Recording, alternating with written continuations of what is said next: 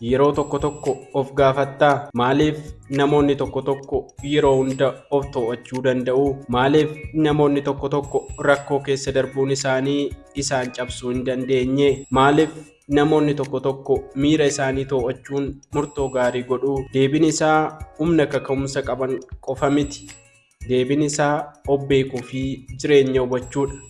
Sababni isaas jireenya kee jijjiiruun dura amala kee, yaada kee, miira kee, sammuu kee, namoota biroo fi kaayyoo jireenya kee hubachuu qabda. Kanaafis har'a kitaabota 6 jireenya namaa jijjiiruu danda'an waliin ilaalla. 1. Atomic Habits, naamusaa fi of to'annoo ijaaruu irratti kan xiyyeeffate. Namoonni hedduun milkaa'inni argannoo guddaa tokko irraa akka dhufu yaadu. Garuu dhugaan jiru jireenyi keenya gochoota xixiqqoo guyyaa guyyaan irra deddeebi'uun raawwataman irraa ijaarama. Kitaabni Atomic Habits kan James Clear barreesse kun fooyya'insi xiqqoon yeroo dheeraa keessatti bu'aa guddaa akka fidu nu barsiisa. Guyyaa tokko keessatti parsantii tokko fooyya'uun xiqqoo fakkaachuu danda'a. Garuu waggaa tokkoon booda nama addaa si taasisaa jedha. Tirannaan sirna gaarii ijaaruu. Fakkeenyaaf ani nama guyyaa hunda dubbisudha jedhi of ilaali. Amalli kee waan ati hojjettu qofa miti. Inni eenyummaa kee ijaara. 2.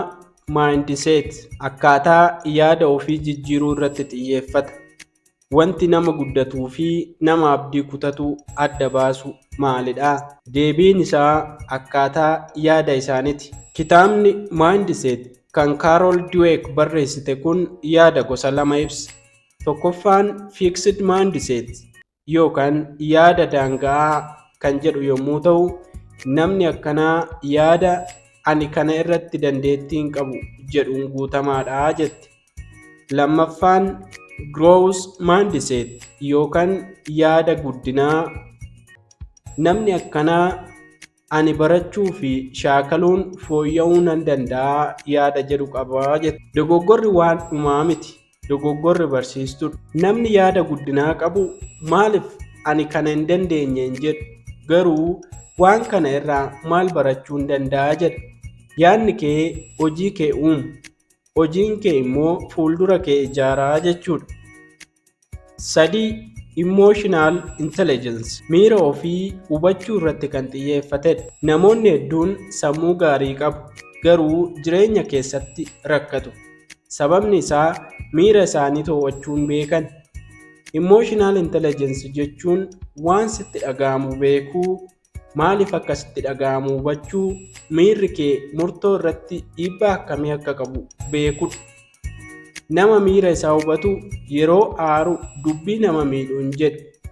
Ni yaada, ni hubata. Erga yaadee booda deebii deebisa. Miirri kee diina kee miti. Ergaa siif qabu hubachuudha. Miira kee hubachuun humna siif kenna. 4.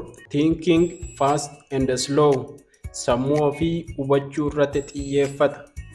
Sammuun namaa guyyaa tokko keessatti murtoo hedduu dabarsa. Garuu sammuu kee sirriitti beektaa?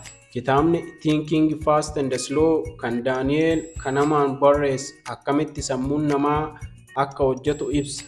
Sammuun keenya karaa ittiin dalagu 2 qaba. Tokkoffaa yaada saffisaa yommuu ta'u ariifataadha, miira irratti hundaa'aa ofumaan hojjeta. Lammaffaa yaada suuta jedhu kan qabu yommuu ta'u inni xiinxala sirriitti yaada murtoo of eeggannoo qabu kenna. Yeroo baay'ee dogoggorri keenya yaada saffisaa qofa hordofuu irraa dhufa. Sammuu kee hubachuun yaada gaarii qabaachuuf, murtoo gaarii gochuuf, jireenya gaarii jiraachuuf si gargaara. 5.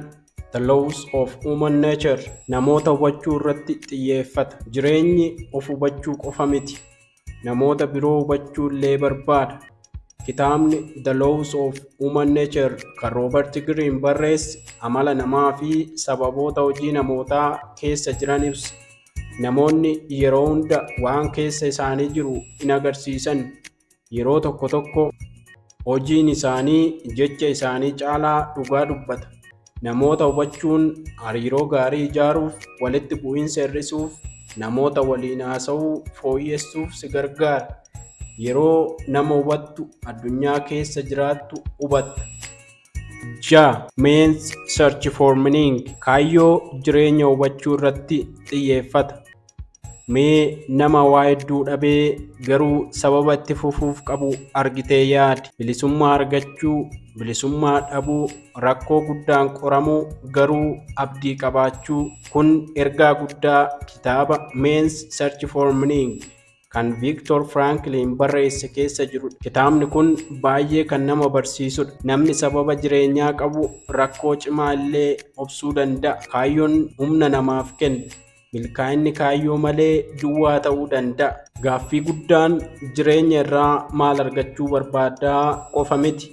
Garuu jireenya koo keessatti ashaaraa akkamii kaa'uun danda'a of gaafadhu. Xumura irratti kitaabni 6 kun bu'uura waa baruuf nuuf kaa'amanidha. Jireenya fooyya'aa ijaaruuf jalqaba of hubachuu qabda. Dubbisi, baradhu, hojii irra oolchi.